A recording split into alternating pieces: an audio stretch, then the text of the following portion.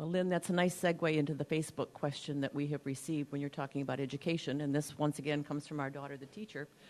But she said she has two concerns. The first being education funding again. Specifically, the early passage of fiscal year 2010 school aid fund is a step in the right direction. However, now that districts know how much money should be coming in to operate for the next school year, what are you going to do as governor to make sure that money really is there for the entirety of the school year? Well, two things. A, when I was in the Senate, I chaired education for 4 years, and I was named the Legislator of the Year by the School Board Association of Michigan because I was very committed to education and to the parents and the students having what they needed in their schools. And as you mentioned before, schools are a big reason why people locate in a community. I think the two biggest, most important reasons are really right in my wheelhouse. People ask, is my community safe, and what are the schools like? And so those are the two priorities for me, is public safety and public education. And as I said, I chaired education on that front. So part of my proposal very clearly goes right at education issues. I propose that we put the budget in place by May 15th. Every day after that, the governor and the legislators lose a day's pay. If they don't do their job, they shouldn't get paid. And what happens is most, especially schools, adopt their budget by July 1st, and then they wait to see what the state's going to do to them, not for them. And they end up getting handed a deficit check, usually in October, when and if the state passes their budget then. And so that's why I believe we ought to pass the budget earlier, so you have a predictive path when they adopt their budget, A, and then B, make sure that that budget's locked in. Now, obviously, if there's dramatic change in the fiscal sense of any state, you have to adjust your spending, same way you would at your house. If someone lost a job, you couldn't keep the same spending habits. But having said that, those are like a major unforeseen thing that shouldn't be unforeseen very often. I'm on a 3-year budget. We do a 3-year budget. I'm in balance 3 years from now, and if I see things change 3 years from now, I change my spending today. And so that's what I believe we should do at the state level. I think we should have the budget in place by May 15th. We ought to adopt a 2-year rolling budget with a 3-year lookout that's independently verified by outside economists to make sure it's not overly rosy. That way it is realistic when we adopt it, and we don't have to come back and say, oh, we're way off. Sorry, we have to cut you now. That's not the right way to go. And the other thing we're going to have to do, I think, two things. We have to realize there is no more money in this state to give to anything, so we have to better deliver to the priorities the money we have. For me, again, priorities are education and public safety, but we also have to better deliver it within those line items to the mission. So, for example, my current business, I'm the sheriff of one of the largest agencies in America. I wanted more money to put deputies in the air, on the ground, and in the jail to keep bad people away from you. So I competitively bid feeding the inmates to the private sector. I save $1.6 million every year just on food. That then I reapply to the mission, which is keeping you safe and keeping deputies on the line. So if the state did the same thing for their Department of Corrections, that's $40 million every year. And we can do the same kind of thing in education, better deliver resources that are collected doing support services to the classroom. Therefore, we can reduce class sizes, increase technology in the classroom, teacher aid, teacher support, incentives for teachers, merit pay, things that help grow that very moment in time where the mission really is. It's not everything that feeds up to it. It's that moment in time in the classroom. This is Kim Lafayette. I have a question. We talk a lot about budgets, but it seems like politicians are looking at ways to fill those budget gaps with raising more taxes. The new one, or not new one, but it's resurfaced, the sales tax on services. What is your position on that? Actually, I was the last candidate in the race, but the first to sign the ATR, American for Tax Reform pledge, that I will not raise taxes. In the state of Michigan, we have gone from the 20th wealthiest state per capita 8 years ago to the bottom 10.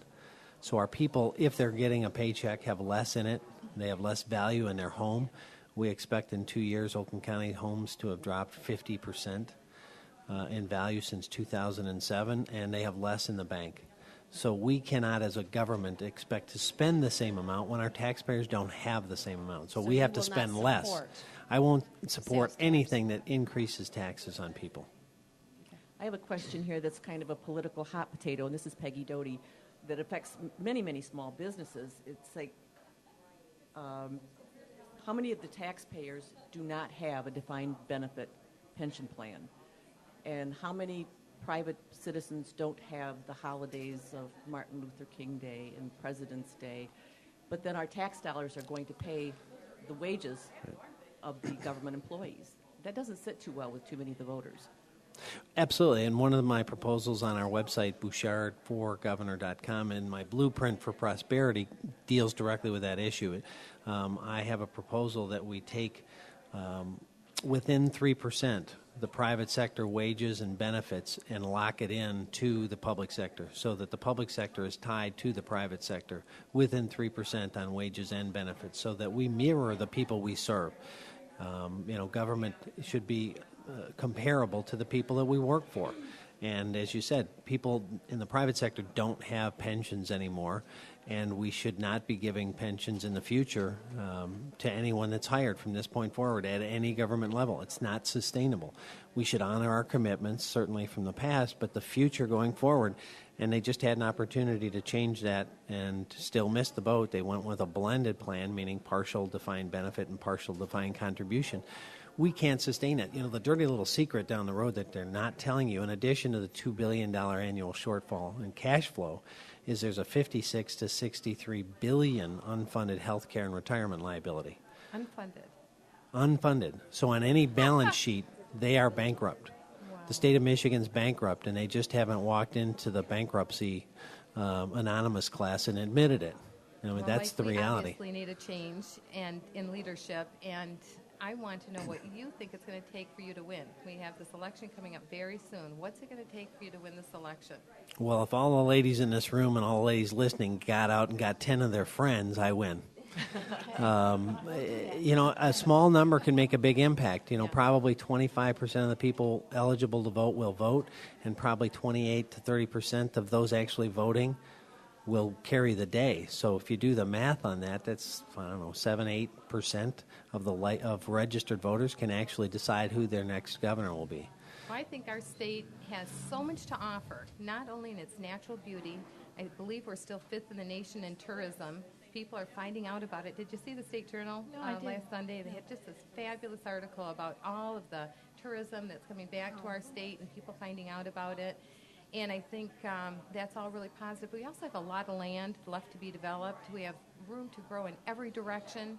And I don't think people realize how much the state has to offer. So we need a leader that's going to come in and bring these new businesses. Right. And I think that if more of the public got involved to help with this crusade, we could make such a big difference. No question. I was born and raised here. My folks were born and raised here. My kids, I intend to be born and raised here, but also live here as adults, and that's why I'm in this race. So I will be a tireless advocate not only to change the environment so that people can grow a company here, but that other people are aware of the things that we have to offer on every level. In fact, I saw a news show last night where people were going to go to the Gulf, but because of the oil issue, they came to Michigan and they were like, wow, this is an amazing place.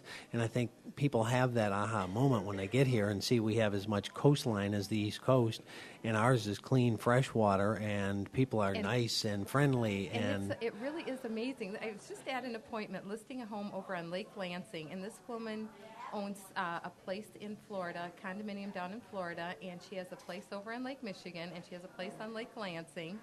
And she needs to be on my campaign. Yeah, pardon me? She needs to be on my campaign. I take checks, credit card. She's 75 years old. Now, this woman acquired real estate and would turn it, and at any rate, she is dating a gentleman from New York, and he told everybody that she was from Chicago because he didn't want to say that she was from Michigan. And she said, well, but you've got to understand, Michigan is a very wonderful state. It's a beautiful place to live. Well, he just wouldn't believe it. This has been going on for 5 years. She finally convinced him to come to her Lake Michigan home over 4th of July weekend. He was blown away. And now he's going to go back and tell everybody. Let's not use that blown Michigan. away thing. I agree. We'll be back with more Oakland County Sheriff having Mike Bouchard, flashbacks. Republican candidate for governor right after this.